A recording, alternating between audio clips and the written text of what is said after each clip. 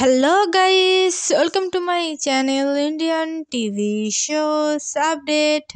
Guys, इस video में मैं आप लोगों को दंगल टीवी के टोटल 8 सीरियल की box report of the week 52 के बारे में बताने वाली हूँ। 8 नंबर पोजीशन पर है गुड़िया रानी। गुड़िया रानी सीरियल का टीआरपी रेटिंग है 0.7 रेटिंग पॉइंट।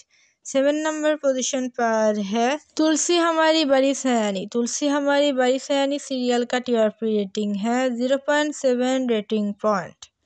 6 नंबर पोजीशन पर है लेके हम दीवाना दिल। लेके हम दीवाना दिल सीरियल का टीआरपी रेटिंग है 0.7 रेटिंग पॉइंट। 5 नंबर पोजीशन पर है सफल होगी तेरी आराधना। सफल होगी तेरी आराधना सीरियल का टीआरपी रेटिंग है 0.9 रेटिंग पॉइंट।